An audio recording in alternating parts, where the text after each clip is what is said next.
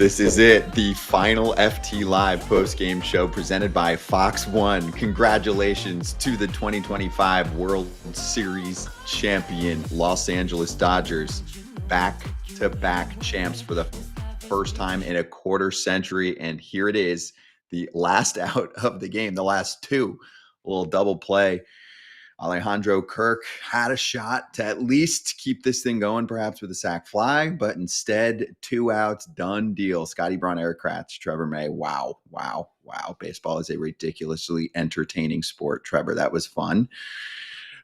Let's do opening statements.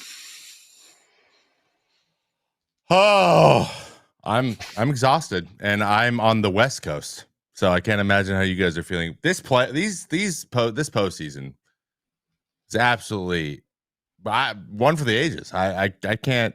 My heart. I don't have a team in this thing, and my heart has been pounding for it feels like a month. So, but that the inevitable team ended up being inevitable. It turns out, and I mean, you got to put them away. You have to they're not going to give it to you. You got to take it from them. And I thought the Jays had them, but here we are, back to back, first time in what 30 years? 5. About a quarter century. Yep. Crazy. Kratz. Yeah. We'll go to Miggy Rowe second. Let's actually start with Will Smith, because without that homer, we probably are still watching baseball and not doing this post-game show right now. Will Smith dinger. It had a big dinger earlier in this series as well. He also caught the entire World Series. So as a fellow catcher, how impressed are you with what he was able to pull off in extras here? I mean, this is why he's one of the best, if not the best catcher in baseball for the last few years. Cal got him this year. I get it. But those short arms, he never does too much. He puts himself in a position. Can you make pitches to him? Yeah, absolutely. But he got a heater against Gausman earlier in the series, game 2. This is a hanging curveball, spinner, slider thing from Shane Bieber. Wasn't his best pitch. Clipped him. Just consistent, no flash, always out there. Probably year in, year out, he's going to be one of your top 3 catchers each year. I mean, this year, I think at one point he was hitting 370 with runners in scoring position. While his average was declining, he was playing through the hand-wrist thing. Incredible for him to come up with this huge hit. And Trevor, I'm going to have to rethink the way that we evaluate pitching, because apparently you can pitch every day.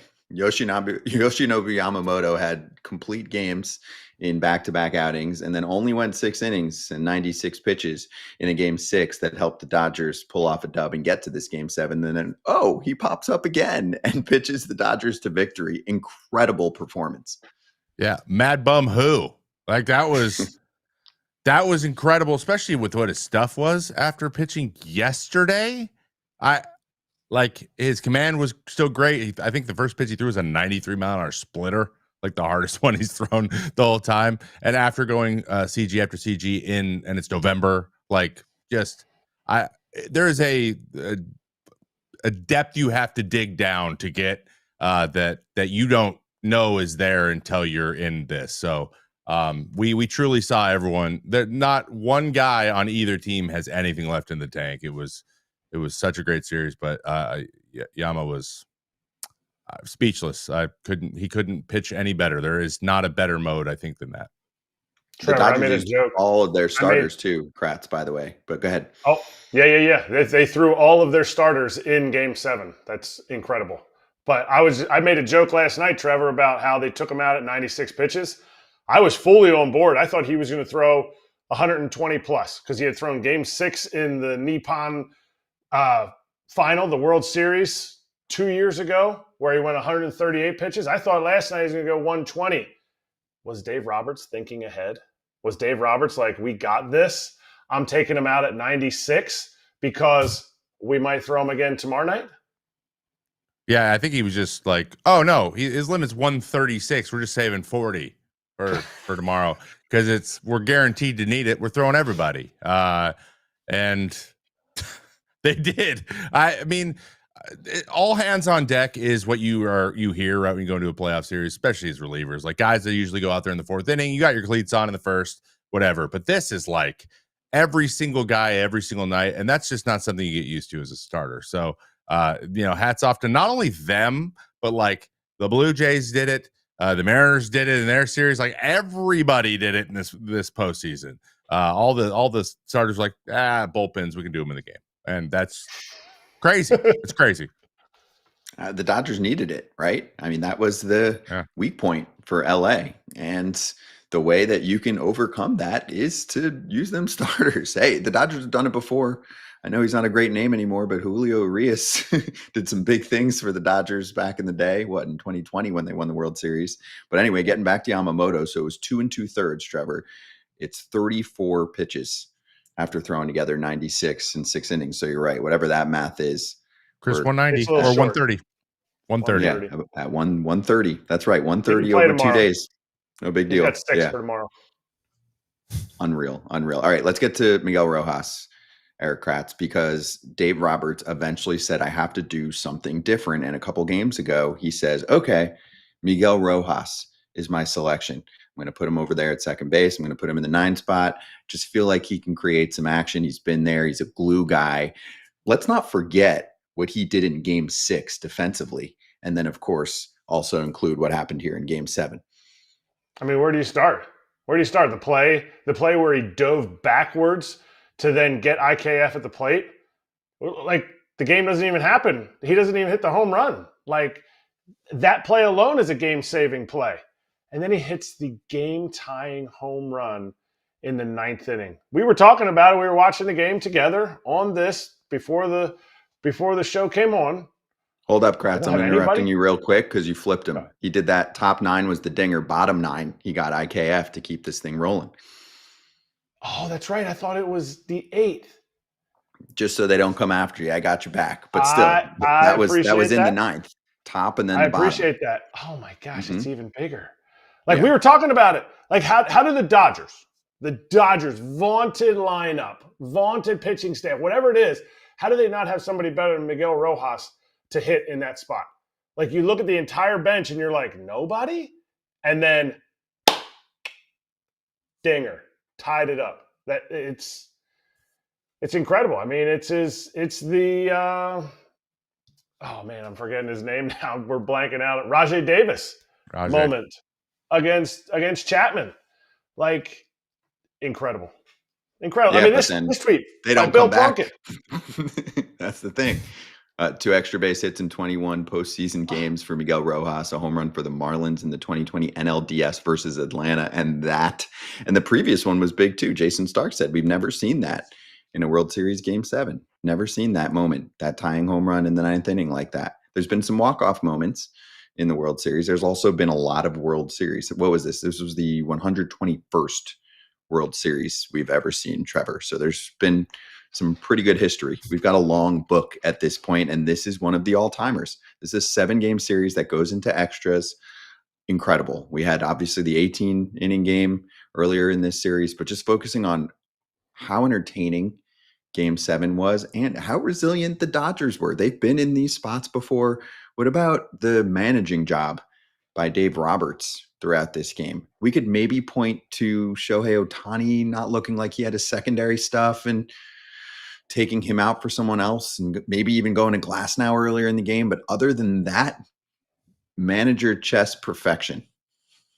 Yeah, you got to just roll with it until something happens. Maybe one batter too long, but if you're thinking about throwing your whole starting staff, like, you got to get as many. You don't want to start off by pulling a guy earlier than you thought you were going to pull him, and then let those dominoes not fall the way you want them to fall.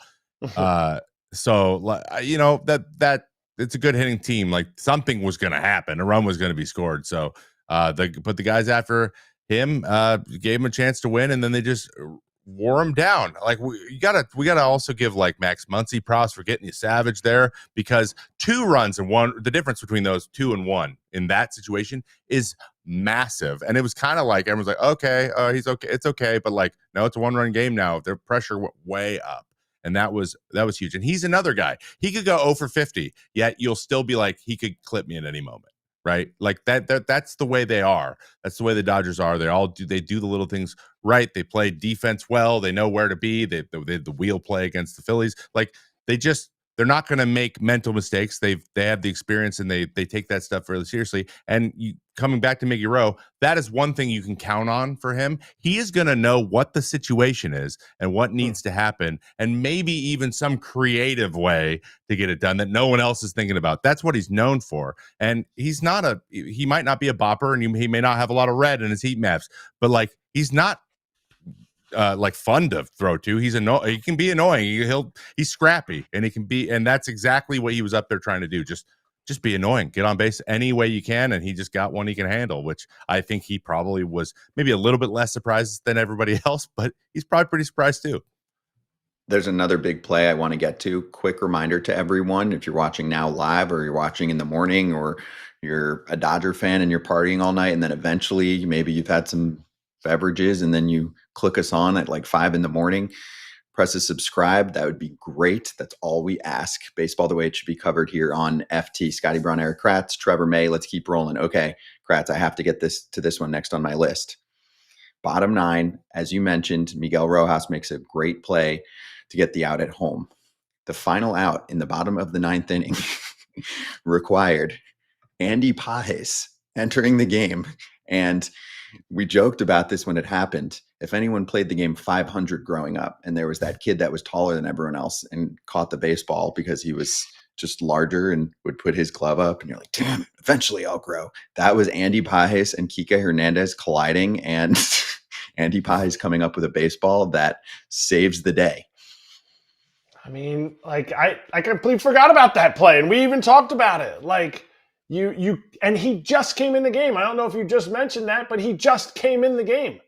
Like, he is a true center fielder that will probably win a Gold Glove this year, and he was sitting out because he forgot to bring his bats to the postseason, and he gets entered into the game and goes, boys, I got a lot of energy. I haven't played in the last 2 games.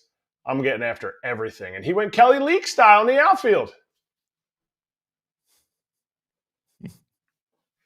He reminded me of the 17-year-old at the All-Star at the Home Run Derby, among all the 11-year-olds, just like, I got it, just taking all the balls. That's what it reminded me of.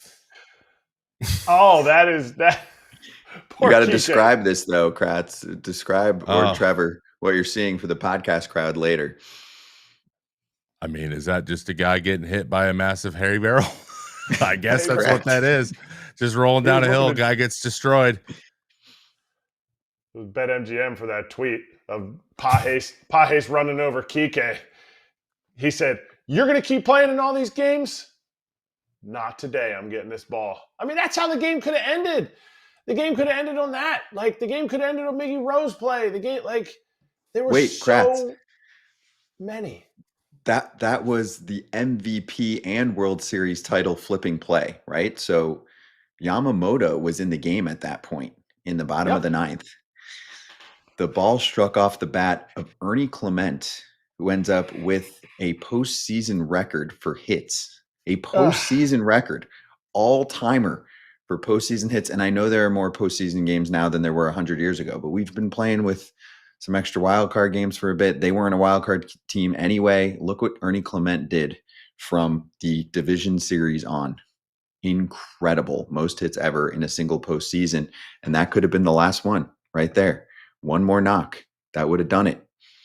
And it would have turned the Yamamoto appearance into him giving that up. A well-struck baseball that would have won the World Series and World Series MVP for him, right? Yeah. Whenever I think about somebody losing an MVP, I think about Mike Napoli against the Cardinals. Mike Napoli would have won it had Nelson Cruz been able to catch that ball in right field to end the game. Mike Napoli would have had himself a nice Corvette or whatever they're giving out right now for the MVP. And the Rangers would have won their first World Series. The Blue Jays would have won their World Series here, and Ernie Clement would have been the MVP. Like, you sit there and you go, how one play can change like the entire course of a series, a season, a career for Ernie Clement. That's crazy. Yeah. Things switch on a dime. It went from having a statue of Ernie Clement out in front of the stadium to well, as a reliever, I'm going to throw my heart out there. No one's gonna forgive Jeff Hoffman anytime soon, and that stinks for him. But that is the life of closing baseball games, and you got to be the closer in the World Series, as you got to still do the job there too. So but we're one pitch away either way, right? It could be all smiles or the absolute most devastating loss. We saw the footage of Vladdy with tears in his eyes, going down into the tunnel, and like up until 30 seconds or a minute earlier, they thought they were going to win. Like they believed it, truly believed it. It was solid in their head, and then it just was over. And you look up, you're like, oh, the game's over. Oh, the season's over. Oh, we just go home now. That's what we do. That's baseball. Like 7.5 months, you get to the final inning, and you just go home. Wow. Man, look at the photo on the screen of the Dodgers celebrating there. That's incredible. Incredible. Hey, pitching wins ball games, Trevor. And the one thing that stood out with the Dodgers for sure, of course, was the starting staff that they assembled this year. And the big difference between this year's team and last year's team was the starting staff. I mean, they had 4 aces, and they breezed through the NLCS against the Brewers. That was incredible, right? And they ran into some trouble against a Blue Jays team that clearly looked like the best team in the American League and gave a lot more trouble to LA. I mean, we went a very hearty, full 7 games. Last year, the Dodgers have an awesome bullpen, and they utilize it as much as possible. There were even bullpen games in the World Series. This time around, it's a very different scenario, and this might be part of the way to win back-to-back World Series titles. Basically sweep your starting pitching and bring in new dudes besides Yamamoto, right? He's the only one from last year that carries on from a starting pitching perspective. Glasnow didn't pitch last year in the World Series for the Dodgers. Snell wasn't there yet. Most teams didn't want him, and he pitches for the Dodgers this year. It was literally Yamamoto and Flaherty. They had 2 it. Starting pitchers last year. Yes. Pretty much. Yeah, and then they just did openers, and they had the best bullpen. So like they had the best of either one. But the one interesting thing, I think we were so surprised by the Brewers stuff because they just didn't have any bullpen at all. Like they only had Sasaki. So like we're just, if they can grind them down, then maybe they have a shot. And I think the Blue Jays are a better version of how the Brewers operated. And frankly, I think the Blue Jays probably had the best chance to take them down just because of the nature of their offense. When they won games, they won by scoring 10 runs. And they did exactly what I thought they would do, and everyone else thought they would do. If they got to the bullpen, I think the Dodgers allowed at last count, and this was halfway through yesterday, they had allowed 13 inherited runners to score. The bullpen in this series. So they got to the bullpen, and it was working. And then Yamamoto shut that down yesterday, and they threw all the starters today, and that's how they ended up getting it. Like without that, though, without a guy like Robleski, like stepping up a little bit in the last couple games, like it could have been a difference. They just got enough. It's really interesting to see. I think the Blue Jays did everything they could, and they put their foot on the gas. It just one pitch, like we mentioned, just 1 or 2 plays, and it's a different story. Blue Jays did everything they could except runners in scoring position. 4. What was the final count? 4 for 17, 18, 17. 17. 4 for 17. 14 runners left on base. And it's not like we played 18 innings and they were, majority of their lineup was still out there. They just didn't quite get that hit. The bases loaded, ground out, bases loaded, end the inning, ground ball double play at the end of the game. There's a lot of spots, and credit to the pitching. Sometimes the whole runners in scoring position thing in the playoffs is a little overblown because you're not always like, oh man, we got to go. We don't want any base runners. Like you do kind of pitch around some guys. You find like a weak spot in the lineup, but the Jays really didn't have a weak spot in the lineup. If you look at the batting averages, it hurts me. In 2018, we lost to the Dodgers, And the MVP of that series for the Dodgers was Cody Bellinger, and he hit under 200. Like, the Dodgers did not hit very well. The Blue Jays batting average is amazing. The Dodgers figured out a way to win because they got big hits in big situations. They out-homered them in this game. So you win if you out-homer a team.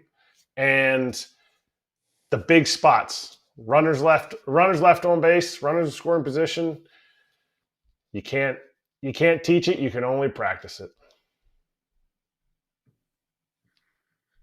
Trevor, it's kind of weird, right? The team that delivered so many times, the team that had contact and slug, going 3 for 17 with runners in scoring position and 14 left on base. It's kind of weird. I mean, there were opportunities in game 6 as well, but game 7, man, there's a lot of spots that this Blue Jays team is going to look back at. John Schneider is going to look back at, and all of Canada is going to look back at. We hadn't seen a title since 1993. They got the full ride, the full experience from front to back. They won a division title. They got a bye. They had an awesome playoff run, right? I mean, we saw a ridiculous ALCS for them to get to this point, and then they go all the way to the brink and come up empty. You got to appreciate the ride and enjoy it, but it still hurts really badly for anyone that cared about Toronto winning that series. Yeah, I mean, maybe it's worth thoughts are out to the Blue Jays fans that literally just did that for 2 series, like day to day, feeling incredible, feeling horrible, and then you got to get the off day, and there was off days in there that were feeling great or feeling terrible. You're just like, I wish this was an off day, just play the game so I can know what to feel. Like, they just did that the whole time after taking down the Yankees and the division, like. Crazy experience, something they'll never forget, and it just didn't finish the way they wanted it to. But like, yeah, it was just uncharacteristic too. They've been so good with runners in scoring position. They've been so good with just stringing hits together and putting up big crooked numbers. They're the only team really in this postseason that constantly was putting up 4 or 5 runs in innings. Like, everyone else was just scraping 1 or 2 with a 2-run homer or something. They were a different type of team, so it was uncharacteristic. But they faced a bunch of Cy Youngs or future Cy Youngs in one game. And so, like, you can't, what, is 5 for 17 good enough? Probably, but like, hindsight's 2020. I just want, like, give Sarah Langs and Kirkjian 2 days to comb through all the stats in these games, and I'm sure we're going to get some crazy nuggets out there on Twitter. Well, I'll do this. Let me take you back to a couple moments that I think we should also bring up, and they are mostly involving the Toronto side here. Is if you're just joining us, we spent the first 15 or so on the Dodgers. We're spending a few here on what's going on with Toronto right now. First of all, Kratz, some excellent defensive plays in this game. Of course, all season for the Blue Jays. They're one of the best defensive teams in baseball for the last few years. Vladdy Jr. is exceptional now over at first base. The 3-6-3 double play in the top of the 7th. He had the great snag in the 4th after we saw the Varsho diving catch that did lead to the sac fly, but that could have been 3 runs right there. Let's start there on the defense of this team. I mean, this is a complete team. This was an all-out fight. The American League had one team that was best, and it was Toronto, and they had a little bit of everything. They did, and that was one of my arguments the last few years was they had Matt Chapman. They had the best ERA in baseball. And to me, you have the best ERA in baseball from your starters because you have legit defenders out there. And I think they were like, you know what, Matt Chapman, you could walk. You know what, Brandon Belt, I know you had an 820 OPS for our team, but we're going to go ahead and let you walk. I think some of the front office decisions that they made were bad. And then they said, you know what? We're going to double down on what was really successful for us. And we're going to add a guy like Dalton Varsho. Dalton Varsho came over from the Diamondbacks. He's a Platinum Glove winner in center field, and he runs the bases. And I think the team kind of followed how he runs the bases. He runs the bases like his feet are on fire. And I think everybody kind of encapsulated that. They went out and they were like, no, you know what? We're going to go get Anthony Santander, who played 0 part in this World Series. Most of the season, he was hurt.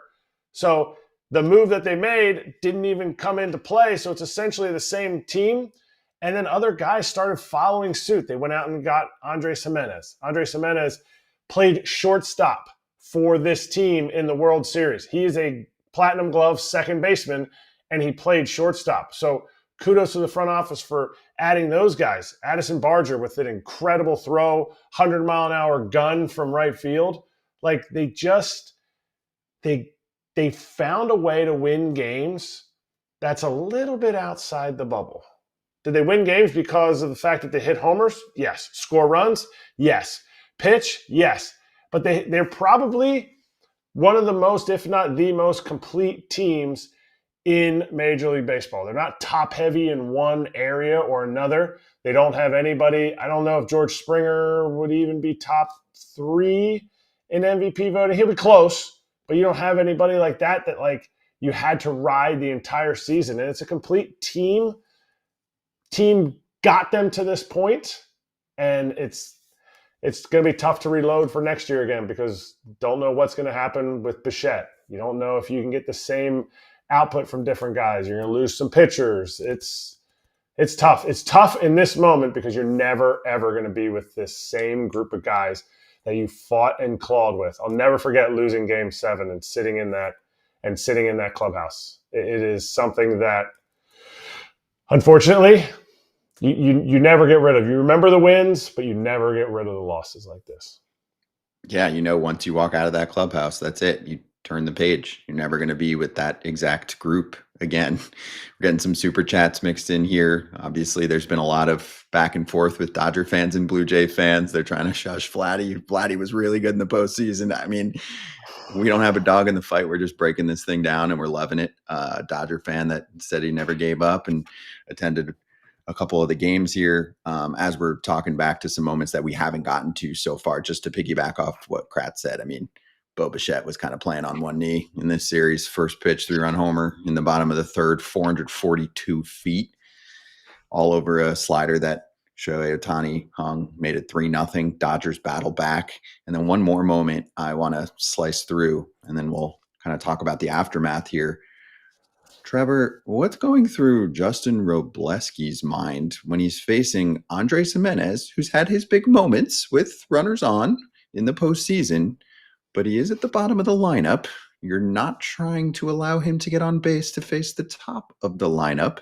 There were some up and in misses, including Gimenez trying to play some video game and catch the baseball that went towards him. And eventually Gimenez was pissed. And then there was a back and forth. You've been there before.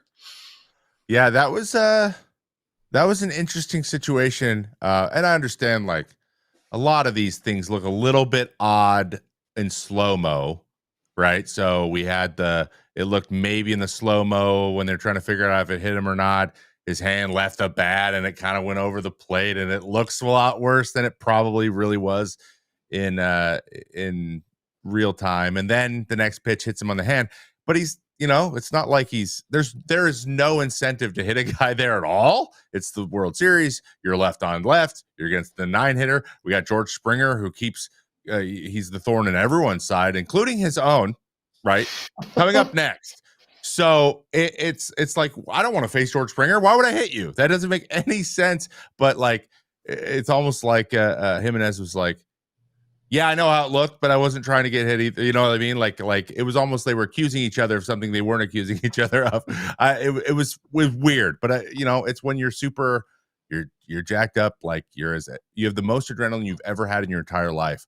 Any little thing, maybe even the jawing was like, we're behind right now. Maybe we can light a little bit more fire. Just get a little extra energy to get us through, because the season is over after today, no matter what. Like, we'll find it. If I can help light that fire a little bit, I mean, maybe it helped. Maybe fire the guys up a little bit. Maybe everyone is out there like, maybe the bullpen guys were like, are you really making us run onto the field right now? Really? We're a little tired. We're all going to First of all, we're all starters. Here. We're not used to this. Okay. And second, it's not close. Right, it's a comfortable bullpen out there too. You don't want to leave that one. A lot going on there, but just one of those things where you're like, hey, what? Now we've really checked the bingo card is covered for the World Series at this point. Now we bench clearing. That's the last thing we needed. Crazy. And one fan, Kratz, is trying to remind me that Jimenez said throw the ball over the plate. I'm well aware. I can lip read when I'm watching. We were well aware of the back and forth exchange, just setting it up. Thank you very much. But also, I would like to give a shout out to Louis Varland for setting the all-time postseason record for appearances. Every day Louis did appear in this one. Kratz. I'm also going to give a shout out to anybody who hates on any records that are being broken right now. Ex-players, fans.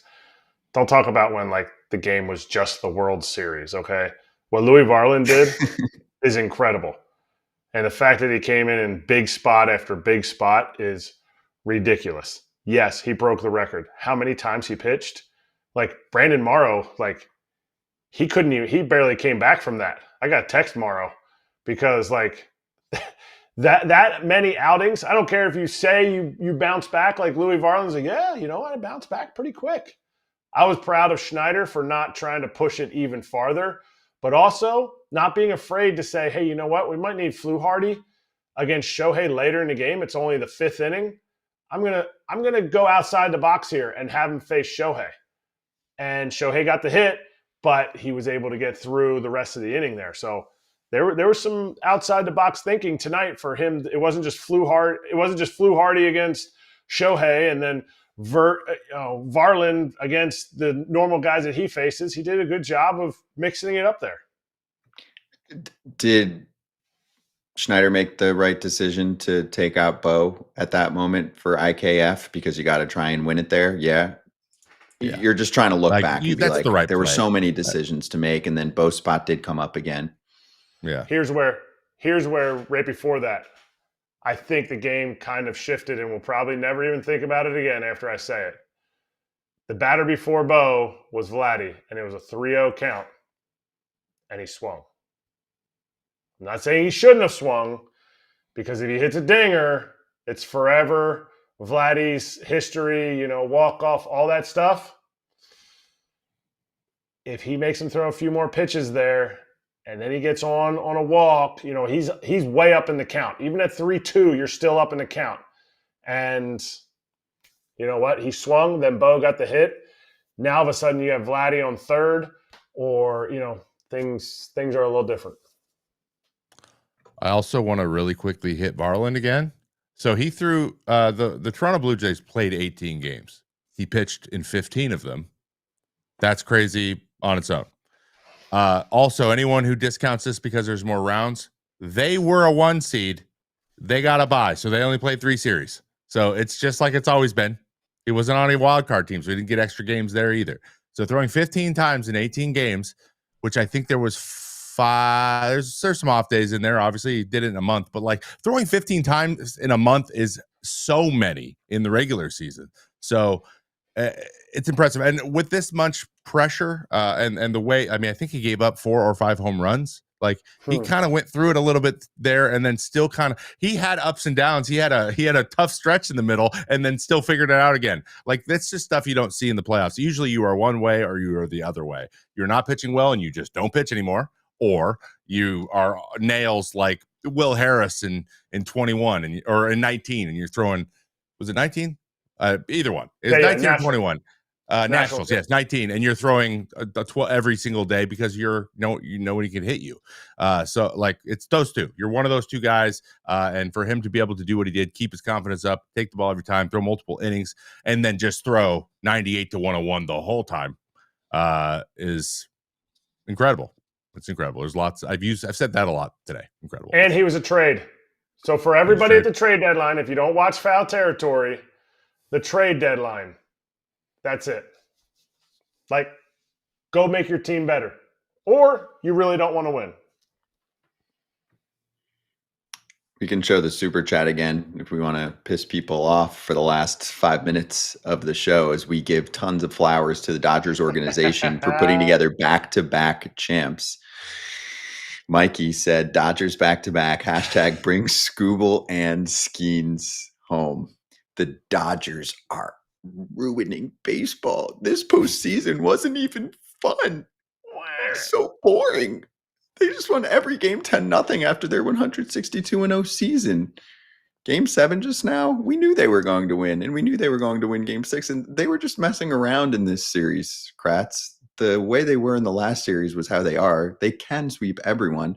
They were just trying to give us a little bit of entertainment. I'm speaking with utmost sarcasm, but there is crying going on from some in the chat that are like, baseball's so unfair to the same team every year. We haven't had back-to-back champs in 25 years. One fan absolutely seriously said the NFL is so much better because there's always different champs. And then the entire chat lost their minds and reminded them about the Kansas City Chiefs. There was no NBA mentioned for good reason. And the Eagles. And the Eagles. In the last 12 champs for MLB, there have been 9 different winners. We're doing okay. But Trevor, I got a good stat for one this. back-to-back winner, and everyone loses their mind. Not everyone, but some lose their mind. I got a great stat for this. Okay. All right. Since 2015, the last 10 championships in all 3 leagues, these are the average payrolls that win are 7th in the league in baseball and 7th in the NFL. The loser of the World Series is you average 11th in both the NFL and the MLB. Sorry, I can't say the. NBA, 5th is the winner and 8th is the average loser. So if any league is buying playoff runs, it's the NBA. That's all I'm saying. So like, it's pretty, like, it's kind of the same thing everywhere, guys. It just like there's a level. Some teams just build better teams, and then they have good development when they have those good players. And the Dodgers have a great development as well, on top of lots of money and on top of a lot of good free agents. They also have good players that they drafted, like the guy who hit the go-ahead home run tonight. 2016, look up the 2016 draft for the Dodgers, who also never get to pick towards the top of the draft. And it's not just that. You actually get a pool of money that you're able to spend in the draft, and it's based on where you are placed in the draft, right? And how many picks you have. And so the good teams usually don't have as much of that. So they have the disadvantage. There are other advantages that are put out there for smaller market teams. Do you want more? Sure, we can work on more. Tell the owners to share their money a little bit more. Also, force some of the ones that stuff their pockets to spend a little bit more. The cap is going to have nothing to do with Bob nutting and how he's going to run the Pittsburgh Pirates. We're going to talk about that all off season, but I just wanted to get to a little bit of crying. It's like, can we have back-to-back champs one time? This actually was a record, Trevor. The longest back-to-back champ drought in history was just now, and it was just snapped. And I'm not just talking about Major League Baseball. I'm talking about NBA, NFL, MLB, and NHL. Longest drought just snapped. It's a weird time to talk about this, isn't it? It is almost like there's the timing just is too perfect to have this conversation. Yeah, I mean, you made a great point, and this conversation is going to happen so much in the next year. We don't need to have it all right now, but like, there adjustments made? Of course there is. There's always adjustments that can be made. But you know, if it's not a wholesale, it's not the first thing that's going to be proposed, and it's probably not the same thing other leagues do because they're different games. Like, Shohei Ohtani got walked 5 straight times in an 18-inning game. They were like, "You don't get a hit today." Like, what other sport can you do that? Literally just say, "Hi, you don't get to play." You can't do that in basketball. You can't do that in the NHL. Can't do that in the NFL. Like, you just can't say you do not get to do anything now. We decided like that's unique to baseball. And there's just so many things that people with not the resources can do in order to neutralize these guys. And there's 9 guys on both sides of the ball. So like, there's only so much effect you can have on a game in baseball, and it's a lot less than other sports. So there's naturally, like, there's going to have to be a lot of luck, and you're going to have to get a lot of value out of guys that are paid less than they are producing on the field. That's just how our game has to be at some level. But that said, there are some adjustments that can happen so that more teams are competitive, and that's more fan bases feel like they have a chance. Because if only 5 ever feel like they have the chance, that's not fun. And I totally get that. I understand where people are coming from. That is frustrating, and I totally get it. And I think that we're all on the same page in wanting to fix that. Yeah, but we've had 9 winners in 12 tries here just now. So we're all good. And the number 2 team, it's so unfair because I feel like it's just number 1 and number 2 payroll. Oh, wait. Number 2 this year was the Mets. They've been in Mexico for a month.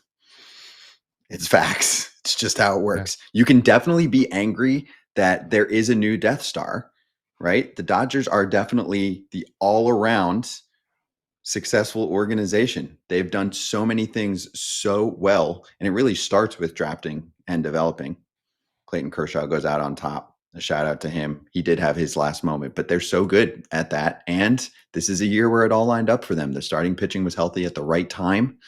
Some of their stars, Kratz, are getting up there age-wise. Of course, this is the goodbye for Clayton Kershaw, but they've just done a really nice job of replenishing. It is hard to keep it going at the top so consistently in the division, and they don't win every year in the postseason. Postseason gets wild. But I think we should do a little shout out and a tip of the cap to Clayton Kershaw, who does get to go out on top. There was a chance that he was going to pop up in this game if it kept rolling. Yamamoto was like, Clayton, sorry. Like, I don't want to see you out there. I'll take care of it. My only comment, I will save my comment for the parity in the league and everything for the rest of our offseason, because I get too many complaints on my Twitter feed about me being a pro player agenda. And I'm like, no, I just want everybody to try as hard as the Dodgers with however much money you have. Maybe you don't have as much, but 6 straight years that Will Smith has won a World Series. The record continues. Now we're talking about multiple human beings, but that is I didn't say the Will Smith. I said Will Smith. Christian with a super chat. I hate everything. I'll never experience championship glory for as long as I live. Is Christian a fan of the Blue Jays and any hockey team in Canada? Would that be why he's frustrated? Maybe he's not a Raptors fan. The Raptors did win in 2018, I think it was. Or maybe he's from Cleveland. Well, he paid in Canadian, so.